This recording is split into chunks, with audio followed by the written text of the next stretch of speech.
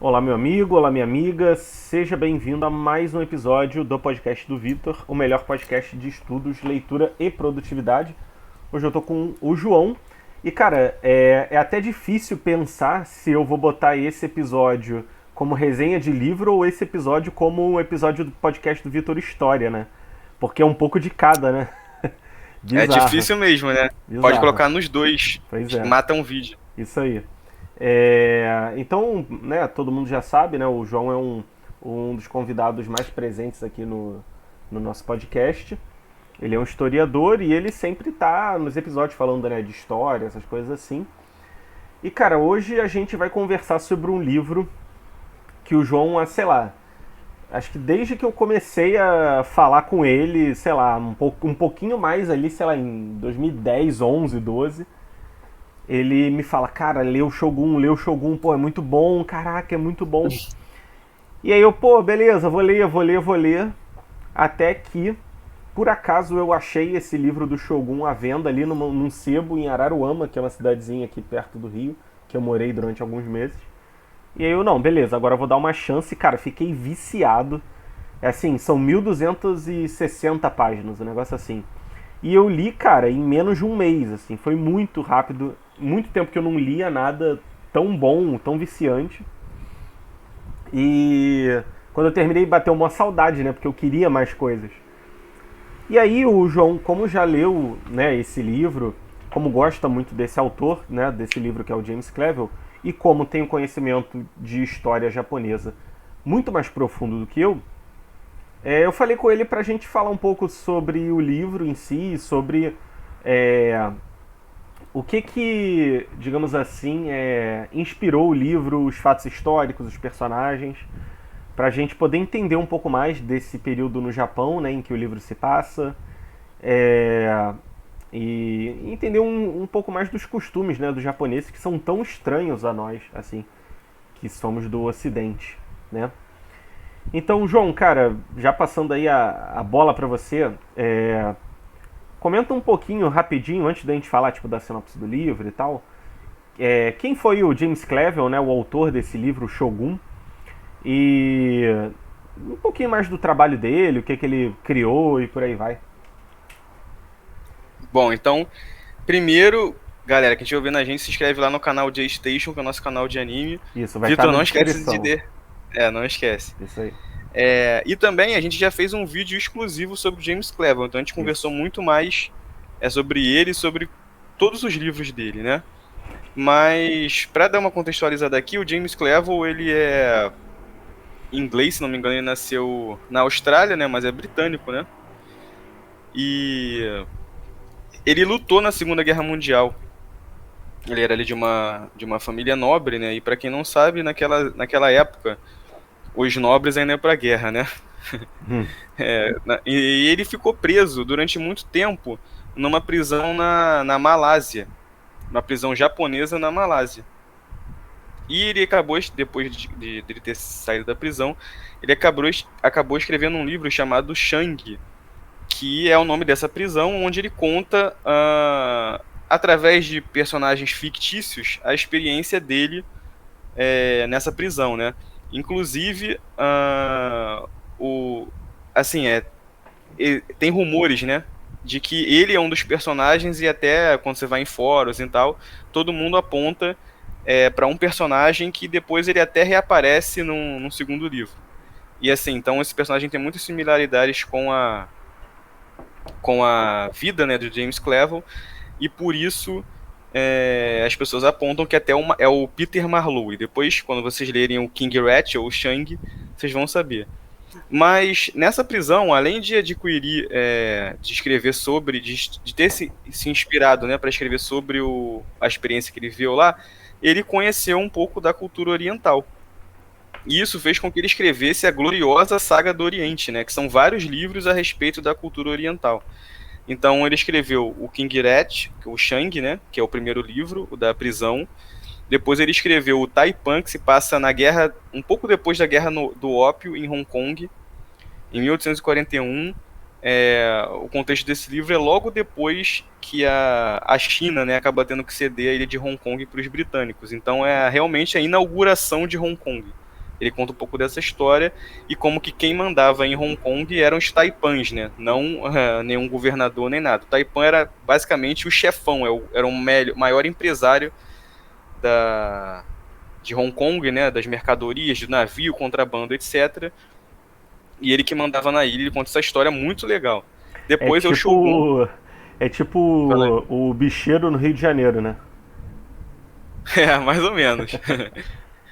Depois no. Voltando aqui sobre o Taipan, até os militares, até o governador de Hong Kong tinha que pedir a permissão do Taipan para poder fazer as coisas. Depois ele escreveu Shogun, que é um livro de 1975 que se passa ali no finalzinho do Sengoku Jidai. A gente vai falar um pouco mais sobre a história, mas conta a história do William Adams, né, que é um holandês que acabou num náufrago chegando no Japão.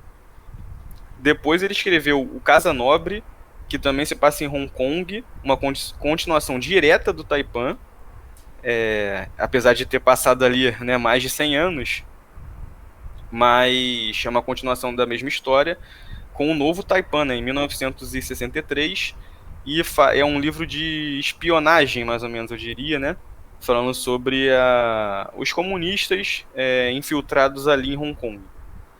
Depois ele escreve sobre o Turbilhão, ele escreveu o livro Turbilhão, que é o único que eu não li ainda, que se passa no Irã, e se eu não me engano fala também sobre a Revolução Iraniana. Então deve ser muito interessante, o Irã é um país que eu nunca estudei, e esse livro, né, pode ser uma boa entrada. E depois, o mais recente, que ele escreveu em 1993, o ano que eu nasci, que é o Gaijin, que se passa no Japão, fala sobre a restauração Meiji, e também uma continuação direta do Shogun, inclusive, né, com personagens ali da mesma família. A gente acaba sabendo o final ali da dinastia Tokugawa, né, no caso Toranaga. Então, acho que de certa forma é isso. Ele também é um diretor de cinema, fez alguns filmes que eu ainda não vi. E acho que para finalizar essa parte, cara, eu fico muito triste porque ele não tem, não sei na época se tinha, né?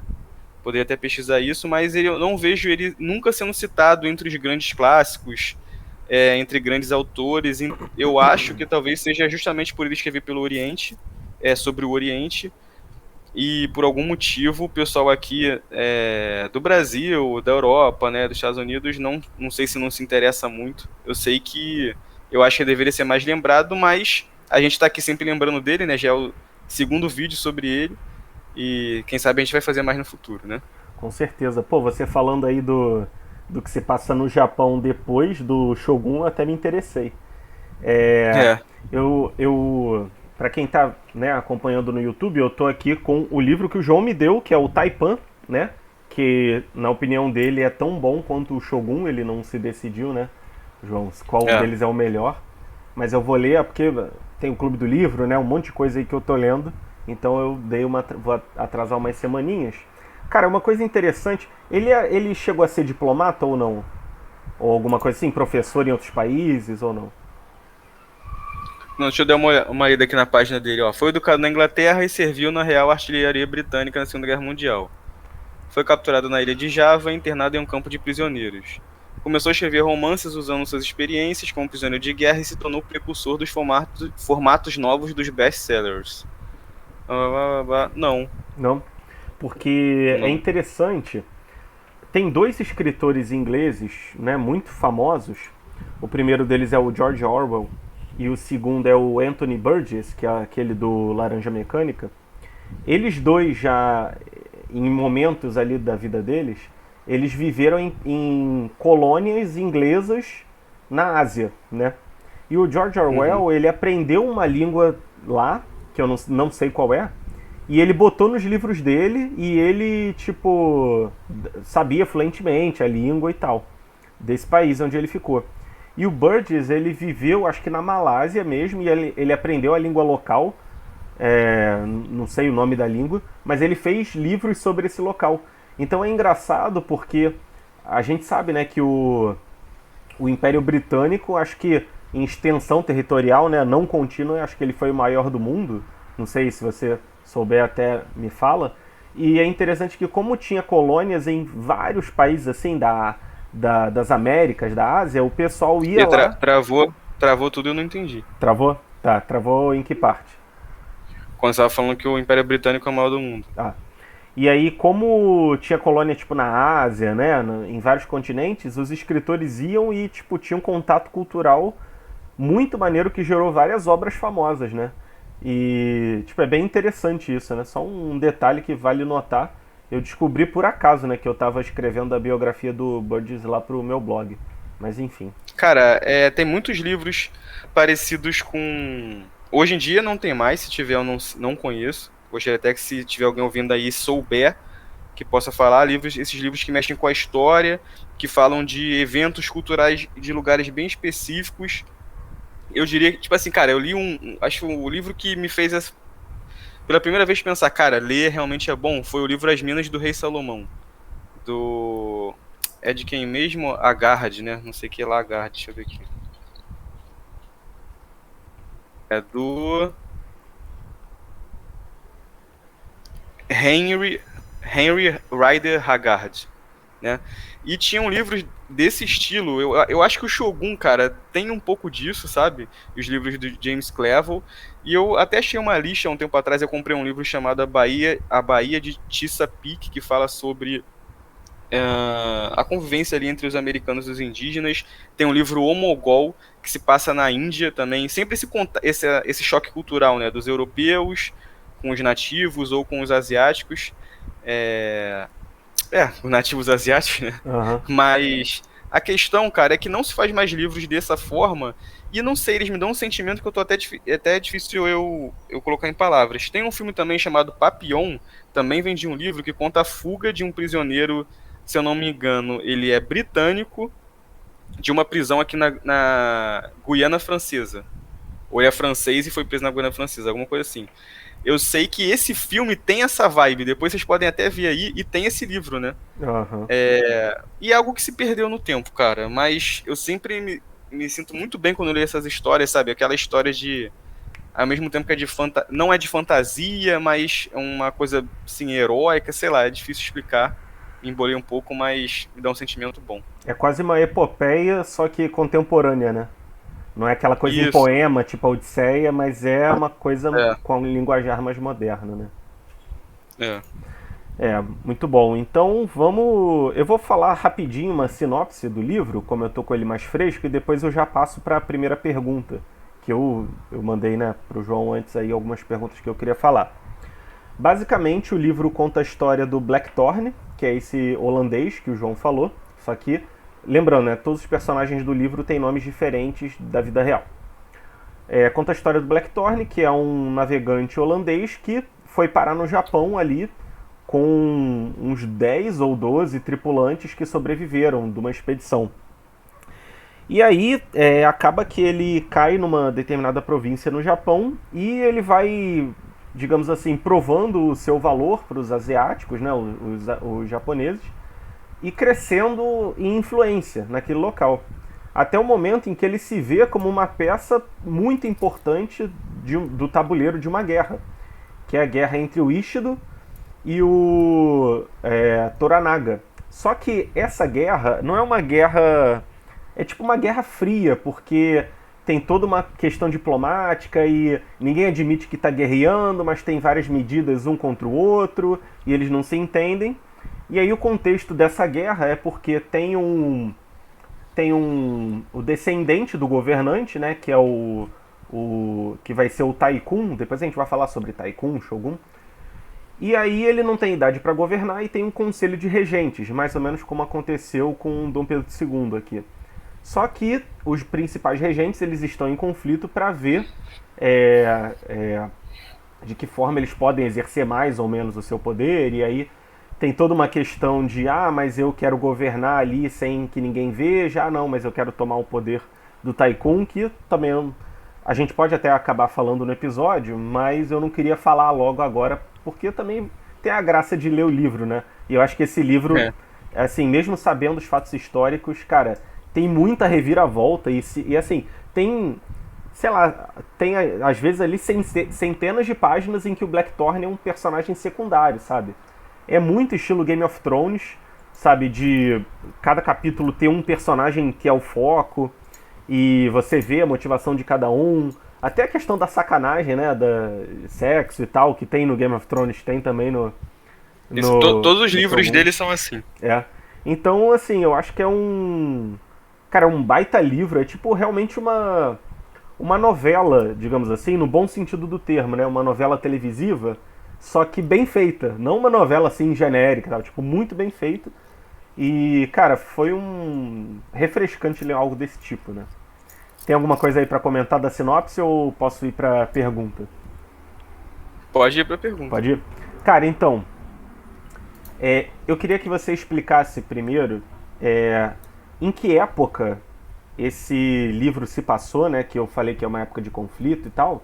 E que você me falou até que é uma época em que tem muito anime, muito livro, muita história que conta essa época por causa da importância que ela tem para a história japonesa. Então eu queria que você desse Uhum. uma contextualização a mais, digamos assim. Tá, só que assim, vai ser um pouco longo, né? Aham, Porque pra entender, eu tenho que ir lá atrás para poder chegar, né, no Sengoku Jidai primeiro. beleza. Mas falando sobre o Sengoku Jidai, de guerra de Total War, né, no Japão, de guerra total em que todas as províncias estavam em guerra umas contra as outras e até dentro de havendo disputa de poder local mesmo, né? Então tem muito caso de filho matando pai, de irmão guerreando contra irmão, de traição de, de súdito e soberano, etc. Não tem muito desses casos. E isso se passa mais ou menos no século XV, né? 1400 por aí, vai até 1500. E por que que isso aconteceu, né? Dá um resumo rapidinho aqui sobre a história do Japão. Depois a gente pode até fazer um episódio mais específico sobre isso, né? Vamos Mas, fazer, inclusive, pro podcast do Vitor História, que aí a gente. tá, Beleza? tá, pode ser. Bom, então vamos lá. Só tô pensando aqui de onde eu devo começar. Bom, vou começar. Teve o primeiro shogunato, que é o Shogunato Ashikaga, que é a história é até mitológica, né, de como ele foi estabelecido. Muito legal. Não, na verdade foi o segundo shogunato. O primeiro shogun foi o Minamoto, né? Depois dos Minamoto começou o Ashikaga. E o que é o shogunato? O shogunato, a gente pode dizer que é o governo, né? O governo que realmente decide as políticas do país, econômicas, políticas públicas, que o cara que governa o país. E qual é a diferença do Shogun para um outro político qualquer, né? Aqui o Shogun ele vem de uma aristocracia militar, que são os samurai, né? Mas aí você pergunta, e o imperador? O que o imperador faz no Japão? O imperador, muitas vezes, ele é até traduzido como. Eles chamam de Mikado, né? Eles traduzem, não sei até se no Shogun tem isso, como sacerdote, como papa ou algo assim. Então o imperador, ele é mais uma figura, assim, religiosa na prática. Na teoria, ele é realmente o dono, né, do Japão, ele tem o direito divino de governar, só que os assuntos mundanos são considerados impuros para o imperador. Né? Então, por isso, tem uma pessoa, que é o Shogun, que governa em nome dele. Né? Só que o shogunato rodou na mão de várias famílias, e ao longo da história do Japão, já houve perseguição a imperadores, né? Até assassinato de um imperador, inclusive um muito marcante. E então, assim, a coisa de o samurai é o certinho, é o sagrado, é o cara ultra honrado, aquela história toda, isso é coisa de filme, né? E eu diria até que é de filme ocidental, porque eu já vi diversas obras japonesas que não é retratada dessa forma. E assim, cara, o samurai é um ser humano, né? Tem até um livro que fala sobre isso, sobre a sacralização do oriental, né? Não só do japonês, mas a pessoa sempre pensa que o oriental é místico, que ele só pensa na natureza, né? É aquela Aham. coisa, né? É a nova. Mas não, cara, são. É a influência do pensamento da nova era, né? Um negócio que nem é ocidental. Mas assim, não eles são. Você tem que pensar que eles são pessoas como nós e o Shogun mostra isso, né? Uhum. Mas voltando para a história do Japão, o Shogunato Ashikaga se estabeleceu, né? Depois da queda do Shogunato dos Minamoto.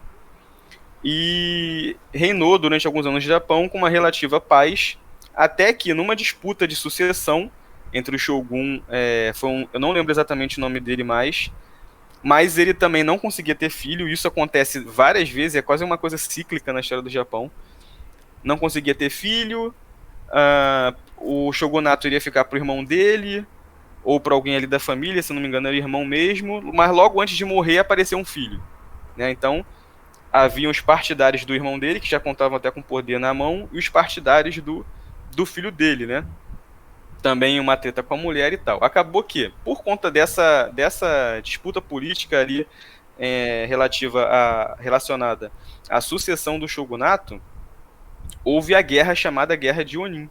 E quando a gente fala assim, é uma guerra de sucessão, você tem que pensar que não foi só uma guerra ali entre os membros do shogunato, entre a elite, né? E sim, imagina o Japão inteiro, que, tipo assim, tinha, sei lá, metade do Japão defendia o filho do cara, metade do Japão defendia o irmão, entendeu? Uhum. Então, a briga central na capital, né? Na capital do shogunato, se eu não me engano, era em Kyoto. E ao longo de todas as províncias, todo mundo brigando contra si, né? Só que essa guerra de Onin, ela causou não só o efeito político, que foi o fim do shogunato Ashikaga, mas também causou uma crise de autoridade no Japão, entendeu? Então, o shogunato perdeu a relevância e o Japão ali disse que tinha alguma unidade, né? Também vocês têm que pensar que naquela época, eu estou chamando de Japão, mas não era Japão, né? Eram diversas províncias, entre aspas, como se fossem vários e vários países, né? Uhum. E que estavam unidos ali sob um governo. A partir do momento que aquele governo perdeu a legitimidade, para muitos, dane-se, a gente não tem que seguir bosta nenhuma, entendeu? Apesar de estar todo mundo seguindo ali o imperador. Então essa noção de nação, de país, é uma coisa moderna, né? Naquela época não tinha, principalmente no Japão. A partir daí, dessa crise de autoridade, como eu falei, ela chegou a níveis locais, ao ponto de ter brigas, como eu falei, entre pai e filho, entre meu irmão, em pequenas províncias, né?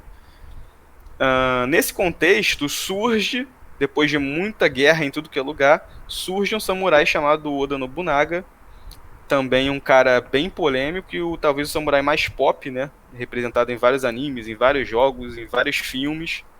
Tem até uns RPGs, né, de tática dele. É mesmo, é Nobunaga's Ambition. Isso aí. Isso aí. E ele consegue, através de acordos políticos e principalmente da guerra, né? Ele consegue unificar grande parte do Japão, ou seja, voltar a unir as províncias, né, em torno de uma autoridade central. Não necessariamente que fosse um governo, tipo o governo federal do Brasil que manda em tudo, né? Mas ele segurava a lealdade do pessoal ali. Depois a gente pode falar mais sobre o Oda Nobunaga, né? Mas se eu for falar sobre ele, a gente vai levar uma hora. Tô tentando chegar na história do Shogun. Uhum. Então esse período de guerra total é o chamado Sengoku Jidai. E ele, por exemplo, tem grandes samurais, né, grandes daimyos de várias províncias, como por exemplo o Oda Nobunaga, o Uesugi Kenshin, Hattori Hanzo, deixa eu ver outros exemplos. Enfim, tem vários, né? Que são, por exemplo, tem um anime chamado Sengoku Basara, o Devil Kings, que tem vários desses personagens. Em várias coisas da história e dos animes, da história dos jogos que tem história, né, do Japão, e de vários animes, tem vários desses personagens retratados. E foi muito famoso, eu acho que justamente por conta dessa questão de guerra total, né? E faz as pessoas pensarem que toda a história do Japão foi permeada por muitas guerras, o que não é verdade. Foram pequenos períodos, né? Ao longo ali de milênios de história onde houve guerra. Depois, então, voltando ao Oda Nobunaga, ele consegue ali a lealdade de vários daimyos, né, várias províncias, até que ele é traído. E ele comete seppuku, né, ele é traído pelo Akechi Mitsuhide, que é um dos caras mais fiéis a ele. Até hoje não se sabe porque ele foi assassinado, porque ele foi traído. Mas dizem, né, na boca pequena, tem alguns relatos sobre isso, mas nunca foi confirmado, e é muito difícil, né, você pegar uma coisa aí de 700 anos atrás e conseguir comprovar. Mas que o Oda Nobunaga tinha um aprendiz, né, chamado Ranmaru Mori, que também é retratado em diversos animes. E eles tinham uma relação ali, né, de amor. E esse Akechi Mitsuhide tinha ciúmes e acabou matando o Oda Nobunaga por causa disso. Mas é só um rumor, não tem nada comprovado em relação a isso. O fato é que o Oda Nobunaga morreu e com aquele acontecimento, quem surgiu no lugar dele foi o Toyotomi Hideyoshi, né, que ele começou como carregador de sandálias no exército do Oda Nobunaga, que quando os samurais iam pra guerra, eles ficavam lutando com aquelas sandálias e tinha um cara, tipo um assistente que trocava as sandálias do samurai, porque durante a batalha ela era gasta, ele ia lá e trocava, né. Então ele tinha essa função e ele foi subindo, né, ao longo dos anos na hierarquia ali samurai, até se tornar um dos servos, né, mais fiéis do Oda Nobunaga. E quando o Oda Nobunaga morreu, ele foi escolhido para ser o comandante. E ele continuou esse trabalho de unificação. Nessa explicação que eu dei agora, um fato que eu gostaria de destacar é que você vê que essa hierarquia samurai permitia a mobilidade social, né? Uhum. Então o cara, ao contrário da Europa, né, onde isso não acontecia, né, o cara que não era nobre nunca se nobre, já no Japão, um cara que não era samurai podia se tornar samurai, dificilmente ele ia chegar a níveis mais altos, né? Mas ele podia se tornar samurai, e um cara que era um samurai ali de baixíssima nível, digamos assim, ele podia chegar lá no topo, como aconteceu com Hideyoshi, né? E então ele continuou esse trabalho de unificação do Japão, e ele conseguiu, não vou dizer 100%, né, mas praticamente unificar todo o Japão sob o governo dele. E como o título de Shogun estava totalmente em descrédito, né, por conta do que aconteceu com os Ashikaga, ele não assumiu o título de Shogun, e sim de Taikun, né, que na prática é a mesma coisa que Shogun, mas talvez a gente possa traduzir como regente, né? Talvez ele estivesse ali governando enquanto não se resolvia essa questão relacionada ao Shogun, entendeu? Tem um detalhe que eu queria saber até. No livro eles citam que esse cara, quando chegou no poder, ele impediu a mobilidade social depois. Só que eu não sei se é uma coisa do livro inventada ou se teve isso mesmo, ou se não foi exatamente assim. Não, ele fez. Não, é verdade. E ele fez várias reformas no Japão. Se você quiser, eu posso falar sobre isso. Já entrando um pouco, né, no tema do livro, isso aí eu ia perguntar depois, mas aproveitando. Pô, o cara chegou lá e falou, pô, agora ninguém vai subir igual eu fiz. Sacanagem, né? Não, mas foi uma forma de controle, cara, pra controlar a bagunça que tava no Japão, entendeu? Ah, Então, tipo assim, ele tomou várias medidas drásticas, como por exemplo, outra coisa que as pessoas não pensam que acontecia no Japão. Ele tomou as armas de todo mundo. As pessoas pensam que só o samurai tinha arma e tal, mas não era assim, entendeu? Inclusive, a gente até desmentiu aqui que a arma principal do samurai era o arco, né, e não a sim. espada. Inclusive no livro mostra lá que o Toranaga, só no finalzinho que é revelado que o cara é um espião, que ele lutou ao lado do Toranaga na guerra, só que por algum motivo ele ficou como camponês depois. Mas ele, Isso tipo, aí. tinha todas as habilidades e tal, por algum motivo deixaram ele ali, né? Isso aí. A maior parte dos exércitos samurai, entre aspas, eram formadas por camponeses, né? E as pessoas não sabem disso. As pessoas acham que é só samurai que lutava. Não, o samurai comandava. Ele tinha um cargo de destaque no exército. Ele até lutava, sim. Mas quem ia pra guerra mesmo, a grande parte, eram os camponeses. E isso os japoneses aprenderam com os mongóis. Porque antes da invasão mongol, que a gente também já gravou o episódio aqui, não era assim. Naquela época, sim, só os samurais lutavam, né? Mas voltando aqui ao Hideyoshi e as mudanças que ele fez, então ele meio que rompeu, deixou a relação entre os japoneses e os europeus muito difícil, né? Porque o Oda Nobunaga, ao contrário do Hideyoshi, era um cara bem, como posso dizer, bem ocidental, né? Ele usava até armadura de europeu, ele usava cordão. Isso tem até no anime, o Ryuga Mono, ele usava cordão mesmo de Cristo, né, com crucifixo e tal. Então ele era um cara muito, assim, muito aberto, né, à chegada dos europeus no Japão. Só que os europeus causaram diversos problemas e o Hideyoshi foi cortando isso tudo, né? Tanto que no Shogun você vê que os portugueses, os espanhóis estão ali numa posição meio difícil, né? E Na, brigando entre si também, né? Pra quem vai exercer mais influência no Japão. Isso aí, brigando entre si. O que é curioso, porque eles chegam no Japão, se eu não me engano, ainda é a União Ibérica, então eles chegam juntos. Uhum. E nessa época do Shogun já tá ali um. Não sei se já acabou a União Ibérica, ou se eles já estão ali em conflito para acabar, e eles já estão contra, né? Então isso é É, curioso também. no livro, pelo menos, retrata como se ainda fosse União Ibérica, só que como, assim, mó tensão entre os dois, entendeu? Então, uma atenção. Então, É. assim, só finalizando o Hideyoshi pra gente ir logo pro livro, né?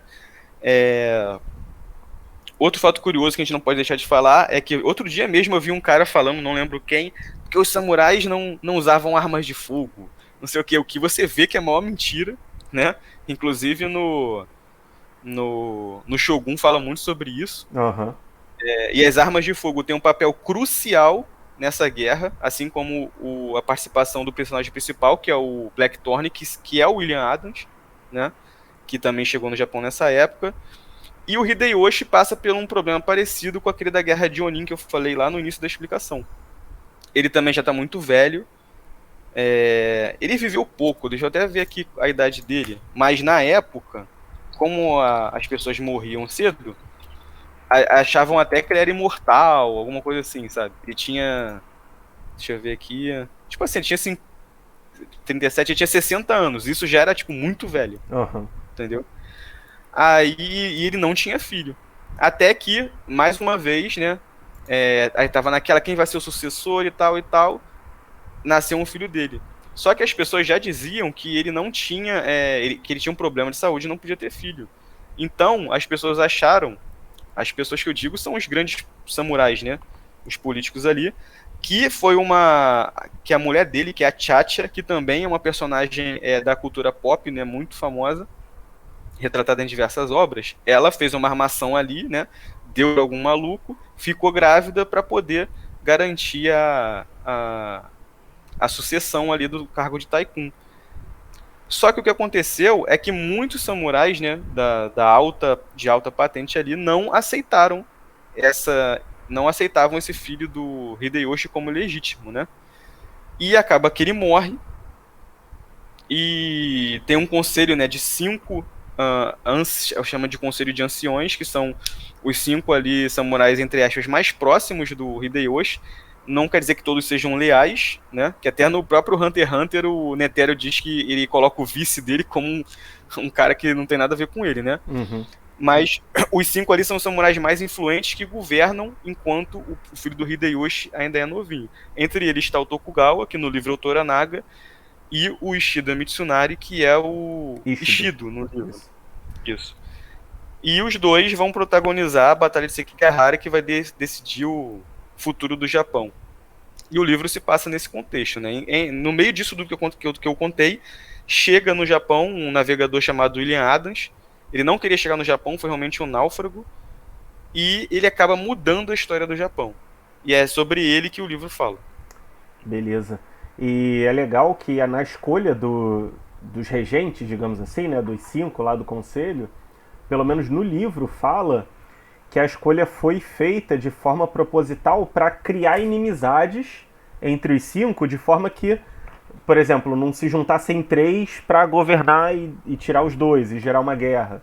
Então, para Isso, que isso. ninguém conseguisse se entender com ninguém ali, até que o garoto chegasse na idade de governar, o que é bem interessante. Isso. Mas eu não sei se isso tem veracidade, né? Não sei dizer sobre isso especificamente, mas isso era comum no Japão. Aham, Esse tipo de situação. Não só no Japão, mas como na política, né, de forma geral. sim. Bom, você já falou um pouco, né, de quem era cada um, né? O Tokugawa, Toranaga e o Ishida, que é o Ishido, né? E aí eles Uhum. falam em algum momento, tipo, o Toranaga ele fala que ele é da família, acho que é Minowara, que é uma das três famílias lá, fodonas, que pode ser Shogun, que as outras famílias não poderiam. E Uhum. aí eles, e aí eles chamam o Ishido, né, de camponês. Ah, você no fundo é um camponês, você tem esse espírito de camponês e tal. Aí eu queria saber, tipo, O Ishido, então, ele era de uma era da mesma forma também, uma pessoa de uma classe baixa de samurai que foi subindo? Você sabe dizer isso? Então, vamos lá. Sobre o Tokugawa primeiro. O primeiro shogunato foi estabelecido pela família Minamoto, né? Então, Minamoto no Yoritomo, que foi o primeiro shogun, é tipo um samurai lendário, Uhum. É esse daquele né? livro Minamoto Kun Monogatari? Não sei qual é esse livro, qual é esse? É, Tale of Genji, que ele que Tale mostra. of Genji, isso aí. Ah, Isso aí. boa. Eu quero ler esse livro algum O, dia. Ah, falei. o, o Tale of Genji, ele fala sobre... É o Taihei, que se eu não me... É a história da Guerra de Genpei. Genji, se eu não me engano, é leitura chinesa para o clã Minamoto, entendeu? Mas aí eu vou ter que falar sobre a Guerra de Genpei. Não vou pular, senão vai ser muita coisa, vai confundir a Tá, cabeça da galera. tá. Então. Então tem esse samurai lendário, que é o Minamoto no Yoritomo, e ele é, assim, durante toda a história do Japão, praticamente, ele é usado para legitimar diversas situações, né? Então, por exemplo, a minha família tem o direito a essa província porque o meu ancestral foi primo do Minamoto no Yoritomo, entendeu? Inclusive, Okinawa, para quem não sabe, hoje, né, faz parte do Japão, mas não fazia, se não me engano, até a Segunda Guerra. E os próprios okinauenses, não sei se está certo, né? Eles tinham a língua própria, têm a própria capital e a cultura deles difere demais da dos japoneses, né? Hoje já está ficando, já está se aproximando. Mas durante muito tempo eles não se consideraram japoneses. Então, quando a pessoa fala assim, eu sou japonês, não, fala, eu sou de Okinawa, entendeu? E para legitimar essa posse, né, de Okinawa pelo Japão, eles usaram mais uma vez os Minamoto, né? Eles falaram que durante a guerra de Genpei, o Minamoto no Yoshitsune, que era irmão do Minamoto no Yoritomo, fugiu para Okinawa e criou a primeira cidade lá, entendeu? Então, uma Aham. mentirada do caraca, mas é tipo uma lenda mesmo, é tipo um mito fundador dos samurais, o Minamoto no Yoritomo. Esse negócio de Okinawa é quando. Acho que é na ilha de Hokkaido que eles vão. Que aí nos animes eles sempre vão viajar pra lá e o pessoal é mais bronzeado. É isso? Isso é Okinawa, Hokkaido é no norte, é bem mais frio. Ah, tá. Tá. Mas é Entendi. uma história parecida. Depois eu te conto. Depois quando Tá. lembra, segura Deixa pra Hokkaido lá. aí pra falar no final. Tá, depois a gente fala Tá, de Hokkaido. então, isso.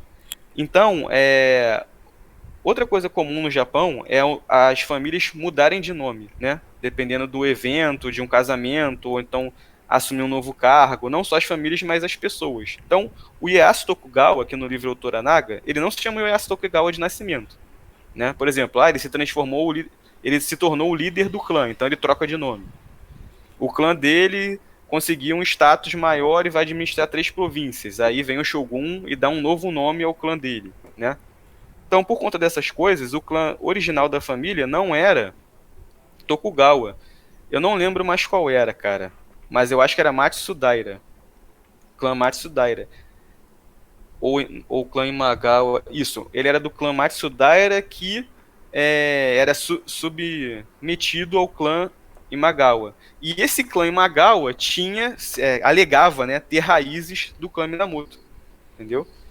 Então, os Tokugawa sempre se acharam no direito de governar, no direito de ser shogun, por conta dessa ligação com a família do shogun original, digamos assim.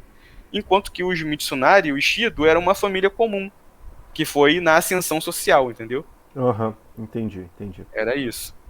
entendi. E tem uma pergunta que eu já sei a resposta porque eu já fiz ela pra você. Mas eu acho que vale Uhum. a pena fazer pra quem tá ouvindo. Pra, sei lá, para as 3 pessoas que forem ouvir esse podcast até o final. É, no livro, né, fica parecendo que o Toranaga ele tá querendo forçar uma barra para ter uma guerra e ele ser o Shogun, enquanto que o Ishido ele realmente tá se esforçando para que não tenha guerra e que o Taikun, né, que é ainda uma criança, venha governar no futuro. Isso é verdade ou não, historicamente? Então, fica realmente parecendo isso até quando você estuda nas fontes, né? Que o Tokugawa realmente, desde o início, queria, entre aspas, ali, dar o golpe, né? e que o Ishido lutou contra ele, mas é muito difícil você achar material sobre o Ishida Mitsunari, entendeu? Uhum. Então não tem, tipo assim, uma parada, um diário pessoal onde ele falava sobre o que ele pensava, sabe qual é? Uhum. Não tem nada disso, então não dá pra saber, simplesmente não tem como saber se ele realmente queria seguir o desejo do Hideyoshi e segurar ali o governo até o Hideyori poder assumir, ou se ele já era um rival político do Tokugawa, ou se ele só não queria deixar o Tokugawa vencer, ou se ele queria que ele fosse o Shogun, não tem como saber, É. entendeu? E até no livro ele fica meio que se engraçando com a mãe do Tycoon. Ele fica meio que querendo ela, só que aí aparece até ela pensando, eu não vou ficar com um camponês, com um cara desses, assim, É, porque é. ela foi a consorte do Tycoon e tal. E aí, aproveitando, cara, é uma coisa assim, que você já disse que é uma constante ali nas obras do James Cleveland, né? O, a diferença cultural, né, entre o Ocidente e os povos orientais. E assim, você contou um pouco, né, que do William Adams, é esse o nome O dele? William Adams, William Adams, que é o Blackthorne, né? isso aí. E que ele teve uma importância muito grande. No livro mostra até ele treinando os japoneses a usarem armas na guerra, e você já falou que isso foi muito importante pro Tokugawa, né, ganhar. E tem uma questão que eu ia deixar para o final, mas eu acho que é legal trazer. Porque assim, é, você me falou que quando você viu aquele filme Silêncio, dirigido pelo Scorsese, você achou legal porque não ficou puxando o saco nem pros ocidentais, pros cristãos, nem pros japoneses. Sendo que geralmente Uhum, eles pegam um lado e mostram como o lado bonzinho e o outro como o lado malvado.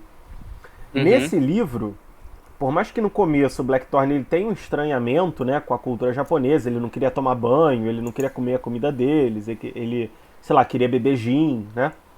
E aí uhum. acabou que depois ele se adaptou muito bem e ele até sentia uma estranheza quando ele ficava perto dos companheiros dele, porque ele já estava Uhum, acostumado ao modo de vida japonês. E, cara, eu uhum, tenho muita impressão de que esse livro ele puxa muito pro lado do japonês e meio que desconsidera o lado europeu. Tanto o lado uhum, português e espanhol, né, com o catolicismo, quanto o lado holandês e inglês com o protestantismo. Mas não só na fé, tipo, nos costumes. Ele fala lá que é tudo sujo, que todo mundo vive igual os Zetas, né, que são, tipo, os párias, digamos assim. Enquanto uhum. que no Japão, pô, é tudo limpo, até o camponês, ele é limpo e tal. E eu queria saber se tu acha que o livro ele dá uma puxada de saco para os japoneses ou não. Eu acho que não, Acha que não? porque é verdade. Primeiro, a questão com o William Adams, né, com o Blackthorne, isso realmente aconteceu, ele realmente praticamente se tornou um japonês, ele ganhou um cargo muito importante no governo, ele, se eu não me engano, ele virou samurai, se eu não me É, engano. Depois eu posso até... no livro fala que ele era Hatamoto e samurai. Então. Hatamoto é um cargo alto na hierarquia samurai, entendeu? Uhum. Então, para isso acontecer, claramente teve uma afeição, né, à cultura japonesa. Depois, a questão dos costumes. Cara, para os japoneses, realmente um ocidental era tipo um cara nojento e terrível, sabe qual é? Uhum. Porque essa parada de tomar banho, os caras não tomavam banho, isso é verdade, sabe Sim. qual é? Aham. Simples assim. E Sim. o japonês, ele tem essa ligação com a limpeza já religiosa, entendeu? Então, quando isso veio acontecer no Ocidente, sei lá, em século... Nem sei se foi no século XVIII ou XVI, século XVIII talvez, e até hoje na Europa ainda não muito, né? É. Mas as pessoas começaram a tomar banho por causa de doenças, né, e etc. Os japoneses já tomavam banho por motivos religiosos, essa ligação deles com a pureza e a impureza. Então, cara, quando o europeu, isso tem escrito, né, em fontes históricas, quando o europeu chegou no Japão, ele era um cara fedido pra caraca. Aham. As pessoas não queriam ficar perto dele. Além disso, pô, ele era mal educado, ele falava alto, ele tinha dente podre, sabe Aham. qual é? Aham. Então, pro japonês, é tipo assim, é como se a gente tivesse hoje e tivesse um cara desses cracudão aí andando do teu lado. Tu não quer, Uhum. sabe qual é? Uhum. Então, realmente. Isso acontece com o Blackthorne, né? A partir do momento que ele começa até os costumes japoneses, principalmente ali de limpeza, ele começa a perceber que os colegas dele fedem, né? Aham. É. Cara, tem uma cena assim. É, tipo, fica, sei lá, 1000 páginas o cara sem rever os amigos, né? Aí quando ele Uhum. revê, ele. Caraca, que cheiro é esse, cara? Não, não, por que, que eles estão fazendo isso? Por que, que eles estão assim? Tu vê como É, ele mudou, né? Depois de tantos é. meses ali. Isso aí. E não só relacionado à limpeza, né? Também relacionado por exemplo, no Japão, até uma pessoa ali pobre sabia ler, sabe qual é? Enquanto que na Europa nenhum rei sabia, entendeu? Uhum. Era uma coisa mais ali da igreja, né, e tal. Então, assim, o europeu era realmente uma coisa muito inconveniente no Japão, entendeu? Eles Aham. se aproveitaram, né, na questão ali comercial, como os europeus também se aproveitaram dos japoneses, mas eles não queriam ter por perto, sabe Aham. qual é? Eu até estava vendo uma entrevista com o Flávio Morgenstern falando que essa questão das pessoas não lerem na Europa, né? Uhum, Especialmente antes da imprensa e tal, né? De que ficou mais fácil escrever livro e tal. Também era porque o hábito de ler era tido como um hábito que não era muito masculino. Então os nobres, eles achavam meio uma coisa assim meio secundária aprender a ler e não achavam tão legal e tal. Tanto que era mais reservado mesmo, tipo, pro monge copista, tipo, pro padre, é, coisas assim, né? isso. Enquanto que no Japão, o samurai, por exemplo, apesar dele ser um cara, um militar, né, um guerreiro, ele era versado nas artes, entendeu? Então o samurai fazia poemas, né? Tem diversos samurais É. famosos por isso. O samurai fazia a cerimônia do chá lá, toda uma ritualística, entendeu? Cara, e tem uma cena Então, lá do Buntaro e da Mariko, que eles são casados, mas tem muitos desentendimentos, né? Aí mostra a uhum, cerimônia do chá e tal. Eu, caraca, tipo, é, maneiro. é. Então, assim, era totalmente incompatível. Na cabeça do japonês, o ocidental era tipo um bicho, sabe qual Uhum. Era um ETA, né? é? Um ETA. Um ETA é um pária da sociedade japonesa. Um cara que, por exemplo, um lixeiro, um cara que mexe com carne, com coisas totalmente impuras, né? Eles vivem até excluídos, assim, nas cidades e tal. Sim, sim. É, e aí tem uma coisa interessante, assim, né? Nesse negócio aí dos costumes orientais. Antes de entrar isso, na verdade, você falou das castas do Japão. E aí no livro fala os etas, né? Assim, eu não sei se seria o conceito exato, né? Casta, né? Mas vamos usar só pra ficar mais fácil. Uhum, Tem os etas, né? Que são tipo os párias da sociedade, né? Que você contou. uhum, Tem os samurais, os camponeses e a família real, digamos assim, né? E tem uhum, também o pessoal que é o. Eu não sei se isso seria uma outra casta, que seriam os comerciantes, né? Que eles tem até um uhum. nome que eles chamam, prestamita, eu acho. Alguma coisa assim. Ah, cara, eu não vou lembrar agora, mas Deu uma travada. Fala, não vai lembrar agora mais? eu não vou lembrar agora, mas eu sabia o nome em japonês. Aham. Você lembra se tinha mais alguma casta ou não? Se era só isso mesmo? Eu acho que era só isso. Aham. Vai falando aí que eu vou ver se eu consigo achar aqui um slide. Tá. Não, então era só pra tirar essa dúvida mesmo, né, das castas, como a gente já falou. E aí, cara, sobre os costumes japoneses, né? Você falou da cerimônia do chá e tal. Cara, eles tinham um apego ao formalismo, cara, que chegava a dar nervoso às vezes, quando eu lia no livro. Uhum, Porque, tipo, quando uma pessoa chega, você convida ela a sentar. Mas a pessoa nega. Aí a outra pessoa tem que insistir. Aí a outra, ela pode decidir se ela aceita ou não, se ela continua negando, pra outra insistir mais e aí realmente os dois se sentarem.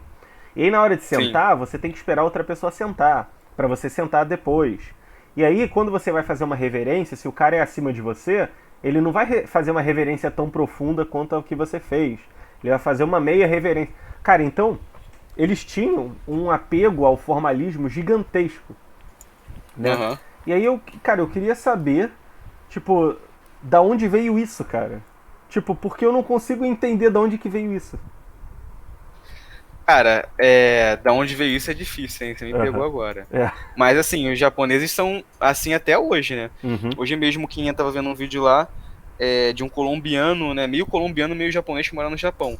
Que ele falou que no Japão é tudo, por exemplo, o cara é extremamente certinho. Então, por exemplo, se tiver na rua uma placa escrito pare, o cara para e não anda. Aham. A menos que apareça outra placa e mande ele andar, sabe qual é? Aham. Tipo assim, a coisa absurda. Por exemplo, tem um parque bonitão que tem uma placa proibido passear com cachorro. Não tem ninguém, tá vazio, ninguém vai lá com cachorro. Aham. Entendeu? Então é uma questão cultural mesmo. Agora, da onde veio é difícil, cara. O que eu posso dizer para poder tentar adicionar alguma informação, né? É que na corte japonesa, né? Tipo assim, na era Heian, que é o período clássico japonês, né? De onde vieram assim, a produção cultural, né? Que veio formar a literatura, etc. E talvez o pensamento japonês, né? A influenciar até hoje. Eles realmente tinham muita falta do que fazer, para ser Aham. sincero. Então, por exemplo, era uma corte cheia de regras, né, para a pessoa se comportar em todos os níveis, né? Tem um filme que mostra isso do Estúdio Ghibli, que é o Kaguya, o Conto da Princesa Kaguya, que é a história de uma menina que ela vem do campo, né? Ela, não vou dar spoiler, mas em resumo é isso. Ela vem do campo e o pai dela é um comerciante, é um cortador de bambu. Ele se torna um comerciante na capital e quer entrar para a família real. Então ela tem que passar por todo esse treinamento para se tornar uma dama. E tem um livro de regras infinito ali, né? Então eu acho que isso veio principalmente da corte, entendeu? Uhum. Cara, tem uma filosofia, um movimento filosófico que eu esqueci o nome, que consiste em basicamente você seguir exatamente o que está definido na lei positiva. Mas eu não sei se é o positivismo, porque o positivismo ele pega mais uma questão de ciências naturais e tal. Não sei, Uhum. eu vejo um pouco disso ali entranhado no japonês, né? Pelo menos pelo livro. De seguir exatamente a regra, né? Exatamente como tá É. ali. Inclusive, cara, tem aquele anime, aquele spin-off de Jojo, né? Do Rohan. É isso. Aquilo É, ali é uma referência a esse costume, né? sim, Essa infinidade de costumes. sim. E aí, só pra quem tá ouvindo, né? Tem um episódio em que eles vão pra comprar uma casa lá numa região de bilionários. Só que pra você entrar, você passa por uma entrevista e tem que ter toda uma série de etiqueta ali. E aí, tipo, se o cara pisa na fresta ali do chão, é considerado falta de etiqueta. Se ele pega, tipo, o chá com a outra mão, sem ser a mão direita, é falta de educação. Tem várias coisas assim, né? Então Isso, mas é assim mesmo, cara, no Japão. uhum, é bem Tipo interessante. assim, você. Cara, isso aí é até na língua. Eu tô estudando japonês, né? Tu sabe? Uhum, Então é. Tipo assim, cara, tem inúmeras palavras que você, se você falar, você tá desrespeitando a pessoa, entendeu? uhum, Ainda que não seja xingamento nem nada, é tipo assim, é só a forma de você usar uma palavra comum, tipo assim, eu vou dormir, sabe qual uhum, é? Por exemplo, des é tipo mais ou menos o verbo ser e estar, né? E dar, então, por exemplo, não tem o dio que fala kono dio da, aham, entendeu? aham, Então, o da é uma forma ofensiva de você falar o des. Como você vai ofender alguém falando ser ou estar, sabe? aham. Então, até na língua você vê isso refletido, entendeu? Caraca, sinistro, hein? É. E aí, essa questão das nuances, né, cara? É, eles têm até eu acho que foi você que me falou isso, né? Que eles têm um negócio de tipo. Quando eles querem, tipo, dar uma. Pedir alguma coisa. Mas eles não pedem, eles falam, ah, seria bom tal coisa e tal, né? Uhum, É uhum. meio que assim. Não, isso dá pra perceber também até nos animes, né? Eles sempre evitam, né, ser diretos. No Shogun tem muito isso. Tem até um filme, eu vou te contar, que é um filme assim de suspense, né? Tem um cara, um vizinho assassino, né, lá no Japão. Uhum, E tem um casal lá, que é o personagem principal, são os protagonistas do filme, então a mulher, por algum motivo, fica chateada com o marido. Ela não fala, ela não briga, ela não faz nada, ela só tira um jarro de flor do lugar. uhum. Aí quando ele vê aquilo, ele já entende que ela tá chateada com ele, sabe qual é? Caraca, Tipo, sinistro. são coisas assim, nos detalhes. O japonês. Deu uma travada. Você falou os japoneses? Então, os japoneses são assim. Ah, tá. Não sei porquê. É. E aí eles têm também o. Ah, cara, eu vi. algum estudo, alguma pesquisa dizendo que dependendo da língua, né, em que você fala uma coisa, existe uma percepção diferente. Então, por exemplo, uma mesma frase na língua inglesa é tida como uma frase mais objetiva, mais pragmática. Porque a língua inglesa é muito mais prática, né? O verbo é muito mais simples. Então, uma pessoa falando em inglês, uma mesma frase do que em português, é tido como uma pessoa mais objetiva e tal. E aí você tem aquele estereótipo do inglês, né? Que ele é um cara, não tem frescura, ele fala o que tem que falar, ele é direto, né? Sim. E aí Uhum. você tem aquele estereótipo romântico da língua francesa, né? Uma língua romântica e tal. E aí o espanhol também, que é uma língua mais sensual. Então, parece que cada língua comunica, só pela língua mesmo, já comunica algum tipo de traço de personalidade, né? Naquele povo. Com certeza, E né? aí no Com Japão certeza. comunica justamente essa, digamos assim, essa dubiedade na fala e essa falta de É, diretriz, né? Tipo, isso essa aí. coisa É assim, né? tudo indireto, né? É, E no livro isso fica muito claro, né? Os caras sim. dificilmente. Tipo assim, o cara tá rindo pra você e na cabeça dele tá, caraca. Se bem que no Brasil tem um pouco disso também, né? É, também. Mas, Não é necessário. É uma falsidade diferente, né? sim. E, cara, no Japão, pelo menos no livro, né? Isso aí eu tô falando pelas impressões do livro. Parece que. Bom, parece não, mas tipo, mesmo quando o cara quer quebrar uma regra, ele faz de um jeito que parece que ele tá seguindo a regra. Então, por exemplo, tem dois personagens ali, né? Tem o Iabo, que ele é o dono de Uhum. uma província lá, que acaba ganhando uma importância na guerra. E não é Oni, Oda? Alguma coisa assim. É o homem. Omi, que é o sobrinho dele. É. E o Omi, ele meio que quer se vingar contra o Iabo, porque ele fez uma sacanagem ali. Então ele quer a vingança contra o próprio tio. E tipo, você vê que ele é extremamente fiel ao tio nessas coisas é, formalísticas, assim, né? De formalidade. Mas ao mesmo tempo ele quer ferrar de qualquer jeito, É. cara. Caraca, cara, é bizarro. É, é. É É, bizarro. tem muita coisa disso mesmo no Shogun. E aí tem até um ponto interessante que é, até tem um. Eu não vou falar isso porque, cara, é um grande spoiler lá no final do livro. Mas tem um momento, né, em que um personagem ele se vê ali numa sinuca de bico e ele vai ter que cometer seppuku, né? Seppuku. Ou seja, vai ter que se matar pra, tipo, preservar a honra dele. E aí, ele começa a dar umas dicas pra um outro cara lá da família dele. E e você vê, cara, que ele não confia em ninguém, cara. Ele fala, ó, não confia na tua esposa, não confia no Toranaga, não confia no sei lá o quem. Tipo, assim que você puder, se separa da sua esposa e, sei lá, fica com outra mulher. Tipo, cara, parece que pelo livro ninguém confia em ninguém, cara. E tem até, cara, uma Aham, das personagens mais legais do livro, que é a Mariko, né?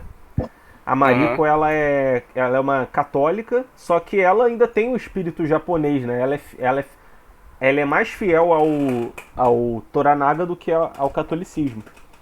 E você vê o drama dela, né? De caraca, como é que eu vou conciliar esses dois valores que eu tenho e tal. E ela fala pro Uhum. Blackthorn uma vez: cara, seja japonês, esconde o que você pensa, o que você sente de verdade no interior da sua alma, pra ninguém saber. Tipo, nem pelo seu É. olhar, nem nada. E eu já achei, caraca, cara, imagina você viver assim, né? Bizarro.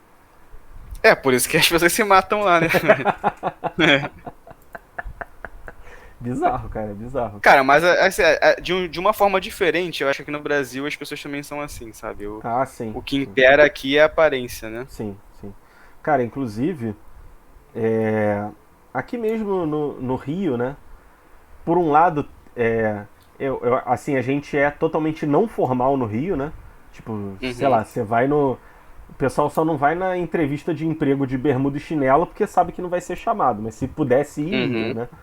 Então, ao uhum. mesmo tempo, não tem esse formalismo, mas ao mesmo tempo tem esse formalismo tipo, pô, vamos marcar disso aí? Vamos? Ah, vamos ver então, vamos. Aí nunca marca nada.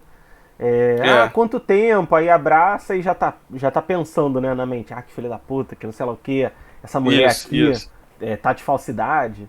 Então, tipo, ao mesmo tempo que meio que também não é um pouco, né, por causa dessa coisa do carioca, né? É, é. Assim, é uma questão totalmente diferente, né? Acho que do Japão é realmente mais ligado à alma, assim, e no Rio, no Brasil, talvez seja mais uma questão só de aparência, né? Meio que até material. Eu acho que é uma coisa mais baixa, digamos assim, né?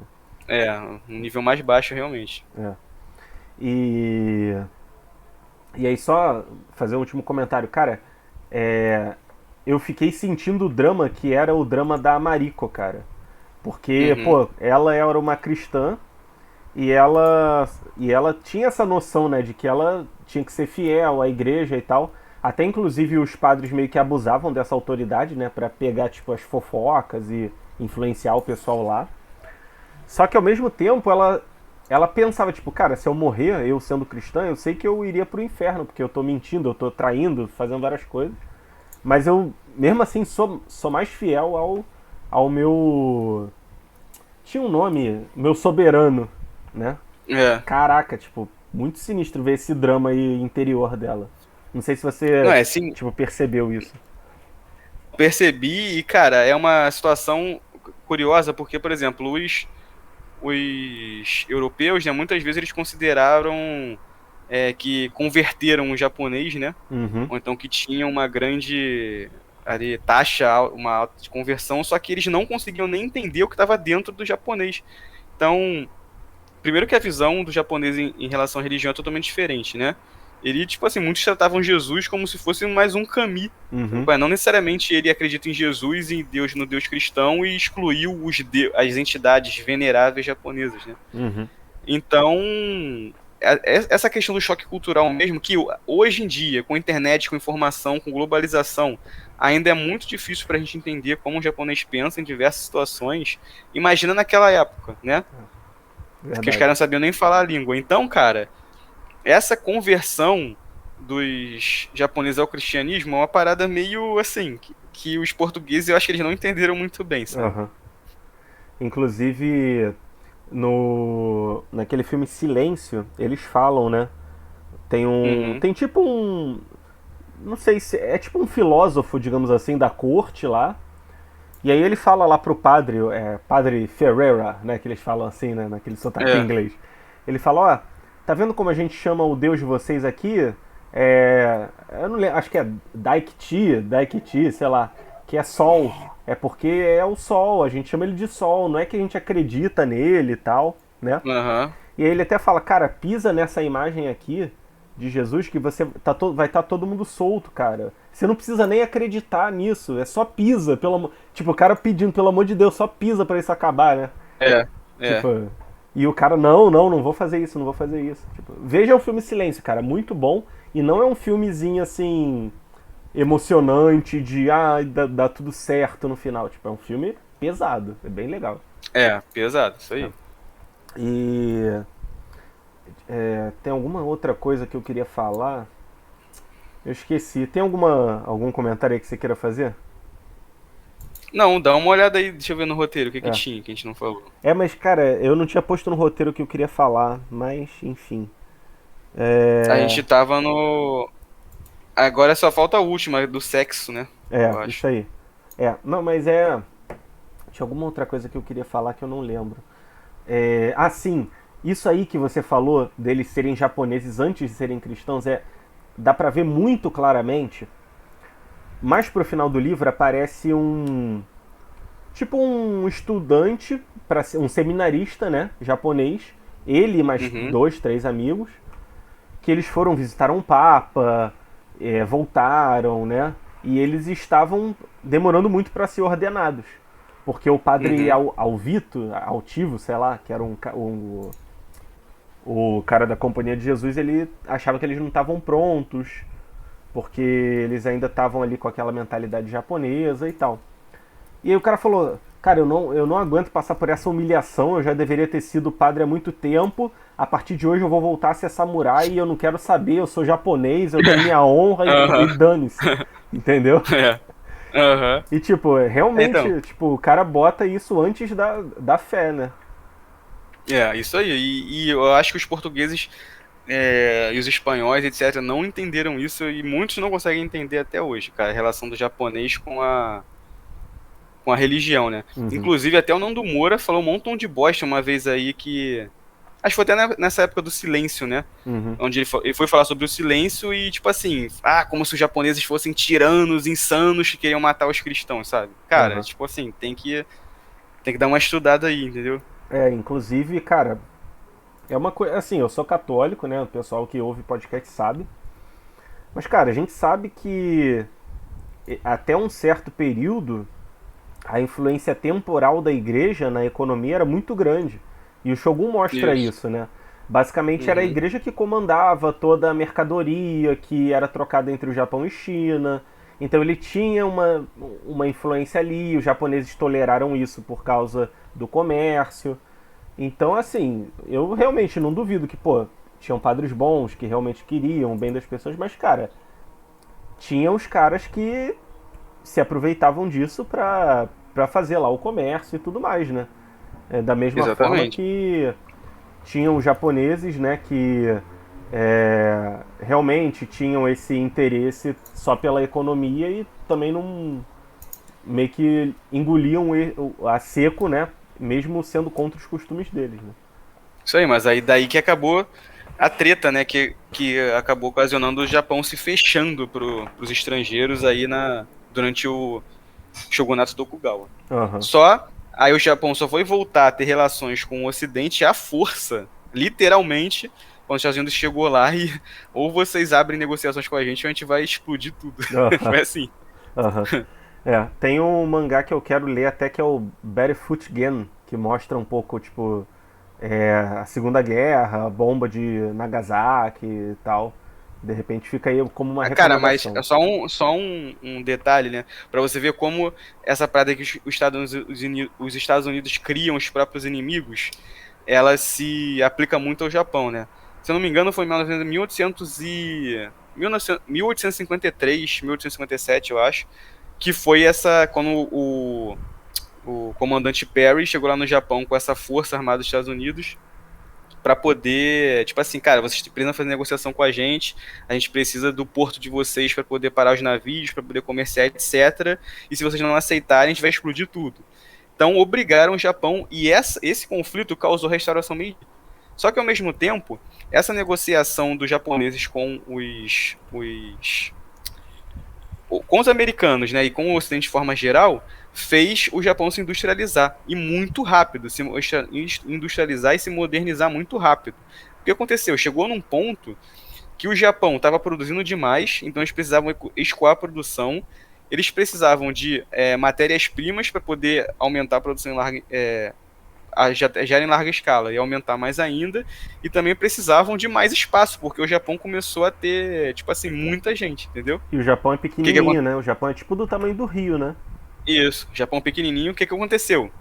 O Japão invadiu a Coreia e a China, que deu na Segunda Guerra Mundial contra os Estados Unidos. Ou seja, Ah, por causa dos Estados Unidos, o Japão entrou em guerra com os Estados Unidos. aham, aham. Entendeu? Entendi. Interessante isso aí. Interessante. É. E ainda falando, né, dos costumes, eles também tinham uma fidelidade à autoridade muito grande, né? Como a gente, meio que a Uhum. gente já falou, mas só para citar um exemplo, né? Depois que o Blackthorn ele ganha o título, né, de samurai Hatamoto, ele passa a ter uma casa, uma consorte, né? A gente depois vai falar disso, né, da consorte, e da esposa e tal. Uhum. Mas Uhum. basicamente a consorte é quase uma esposa, só que não exatamente, né? Depois o João vai explicar melhor. É uma mulher que Uhum. cuidava lá da casa e ele tinha os empregados.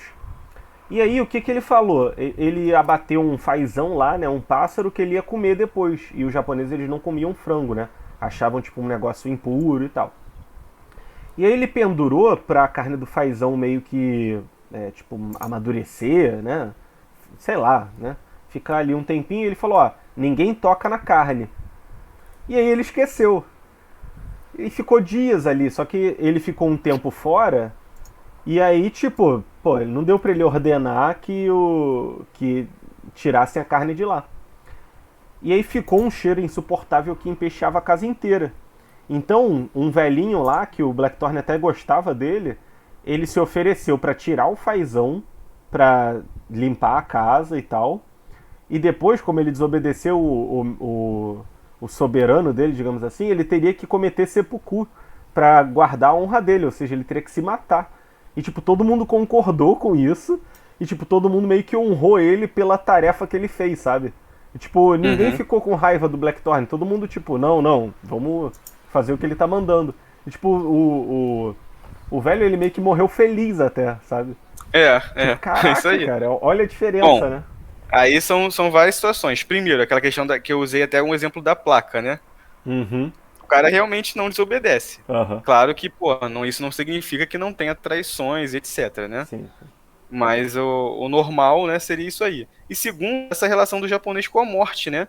Então, cara, tipo assim, a morte, principalmente se você levar em consideração que eles são budistas, né? Uma mistura ali bem louca entre budismo e shintoísmo, que muitas vezes você não consegue diferenciar. Assim, cara, tipo, ele vai morrer e daqui a pouco ele renasce. Como essa vida dele é só um renascimento e é o karma dele também. Eu Eles não até sei se eles falam falam também sobre karma nesse livro, né? demais, cara, demais. Eu vou falar Falam, sobre isso né? também, mas ele até. Tem um momento ou dois no livro que eles falam: vamos esperar 14 dias, que aí depois, de repente, a fulaninha volta como membro da nossa família. Eles falam um negócio É, assim, né? Que, tipo, reencarna como membro da nossa família e tal, né? isso aí. Então a Cara, relação deles com a morte é muito diferente da nossa, né? Que a gente não consegue realmente entender. Eu não consigo, por mais que eu já tenha estudado alguma coisa, né? A parte aí de sentimento, eu não consigo compreender. E também tem essa parte de, tipo assim, cara, se o Shogun, o samurai lá, mandou você, o seu mestre, né, mandou você se matar, tipo, é uma morte gloriosa, entendeu? Então uhum, você, tipo, zerou a vida, sabe qual é? aham, isso. Tem até um momento ali que o Yabo ele acha que o Toranaga vai mandar ele se matar, só que não manda. E aí ele tá lá no alto do prédio vendo amanhecer e ele acha que depois do amanhecer o cara vai mandar matar ele, né? Quer dizer, vai Uhum. mandar ele se matar, né? É. E ele fica, caramba, poxa, muito obrigado por você ter deixado eu ver esse nascer do sol antes. Eu até criei um poema pra minha É. morte. É, tipo, muito obrigado por você ter me dado essa chance, digamos assim, né? Só que aí acaba que Aham. ele não. Ele fala, não, eu não quero que você se mate, você ainda vai ser importante e tal. Eles falam isso. Muito louco, né? Tipo, muito diferente, cara, de tudo que acontece aqui, né? Aham. E esse negócio de karma, a Mariko ensina isso pro. Cara, a Mariko ela é tipo um mentor pro Blackthorn no É. livro. Aham. Quando a gente pensa, né, em arquétipos. Oh, porra, uma mariposinha aqui.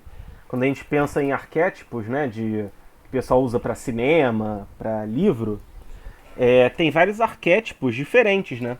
E a figura da Mariko, ela ao mesmo tempo é o mentor e ao mesmo tempo ela é o camaleão, que ela ao mesmo tempo que é um interesse amoroso, mas ela é a tradutora, mas ela é a professora do Blackthorn, então ela é aquele personagem, aquela figura feminina meio caótica, né? Tipo aquela menina do Akunohana, né? Que tem essa Aham. figura. Cara, ela é uma dos meus personagens favoritos do livro. E aí ela fala, né, que tem o negócio do karma e tal. E aí quando o Blackthorn vê, ele pensa, caraca, cara, pô, destruíram o meu barco lá. Ah, é karma, é isso mesmo. Aí depois, tipo, caraca, mataram o cara lá que tava traduzindo o meu negócio. Pô, karma, é karma.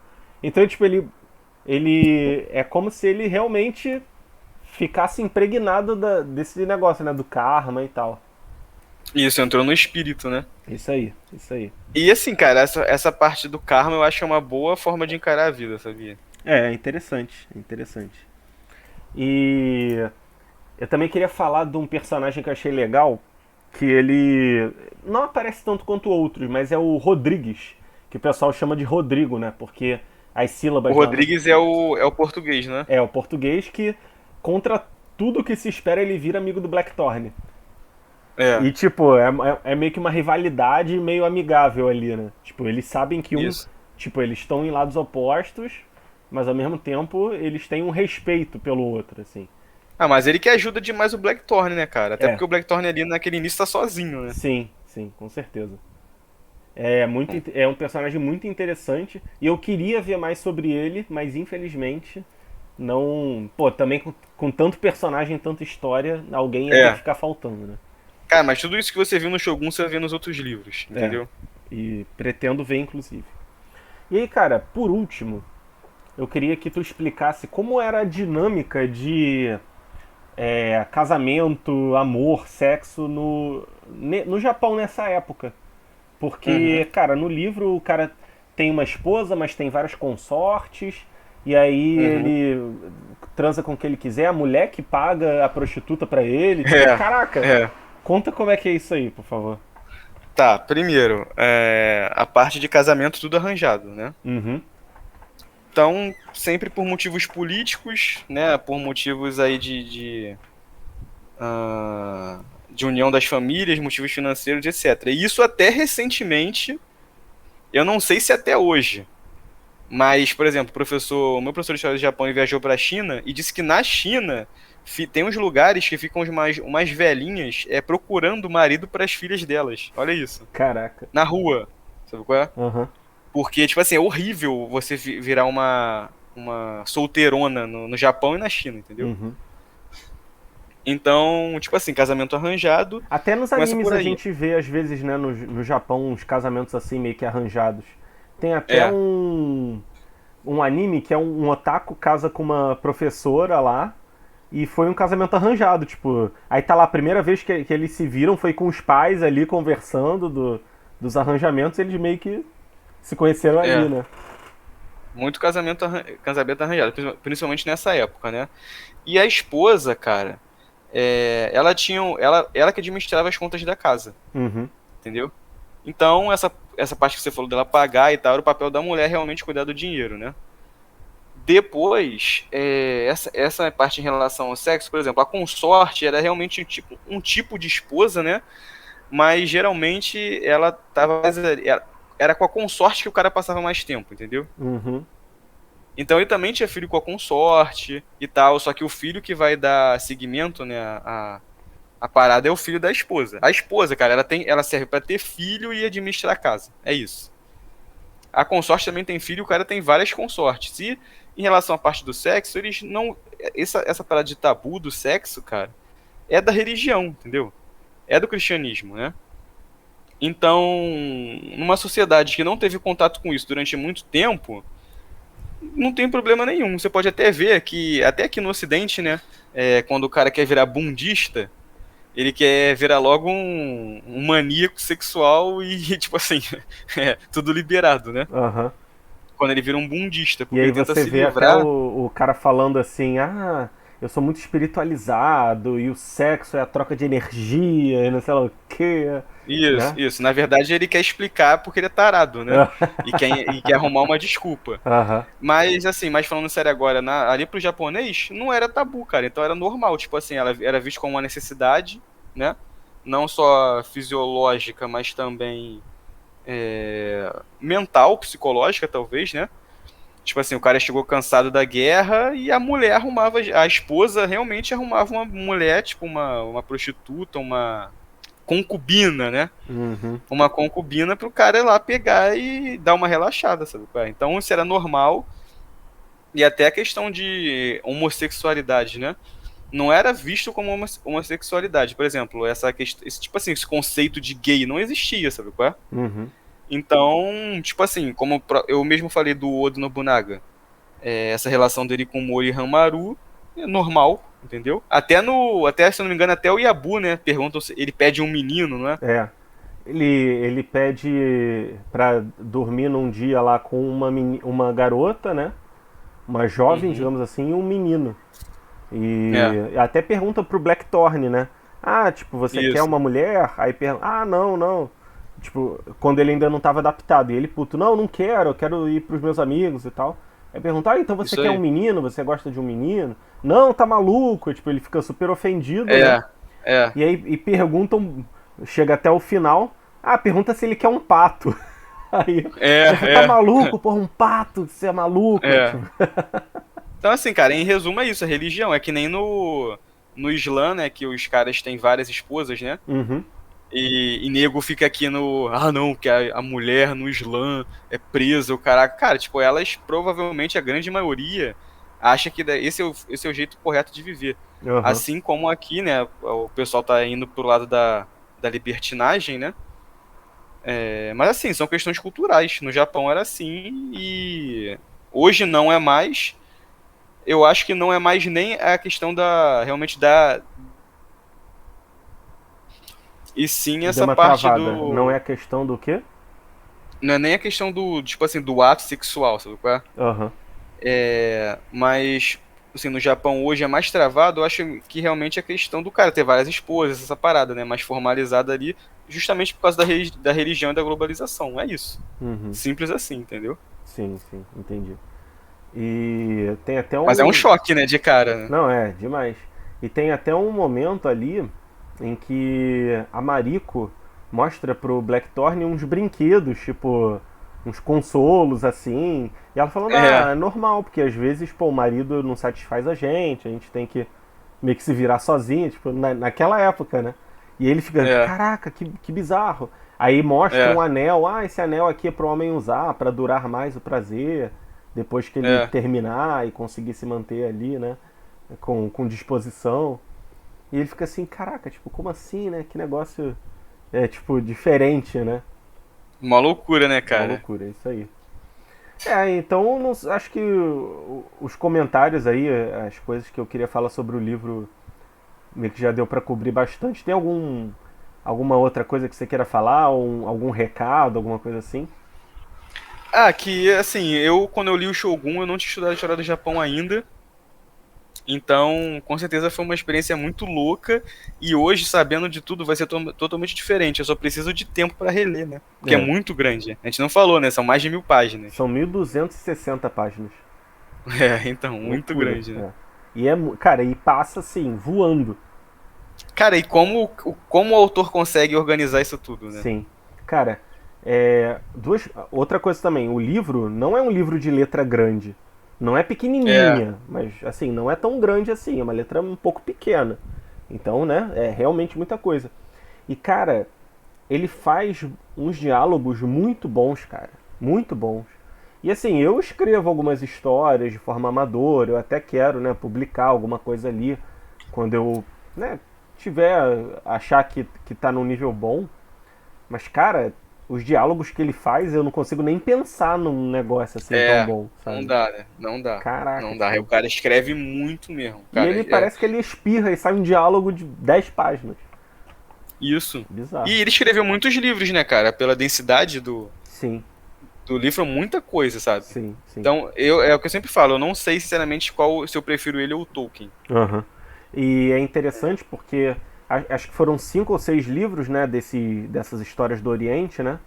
Mas é Uhum. tudo tipo, acho que não tem nenhum desses livros que tem menos de 500 páginas, que eu tava dando uma Só, olhada ali. só o primeiro, que é o Shang. Ah, tá, o primeiro, beleza.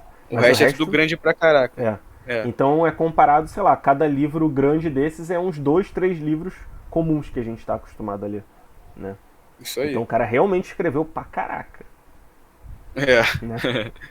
Isso aí. Então, né, também dando o meu recado final, cara, quem tiver aí a oportunidade, procure pelo Shogun. Ele não tem edição assim nova, né, que você pode comprar, mas você pode ir na estante virtual e comprar baratinho, tipo R$ 6, R$ 8, R$ 10.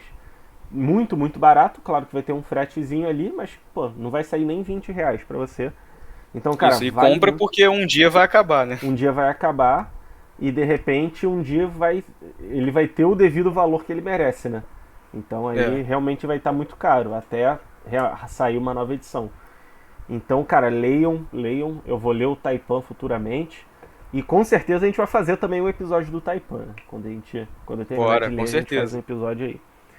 Então, espero que você tenha gostado desse episódio. Se você ficou aqui até o final, né? Quase 1 hora e meia de podcast falando sobre um livro obscuro.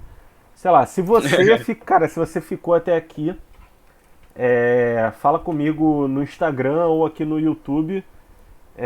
Fala assim, cheguei até o final. Que aí eu vou É, saber que você chegou até o final. Então, obrigado aí pra quem ouviu até agora. A gente se vê semana que vem em algum outro episódio de algum tema interessante também. E até a próxima. Valeu, pessoal. Até mais. valeu.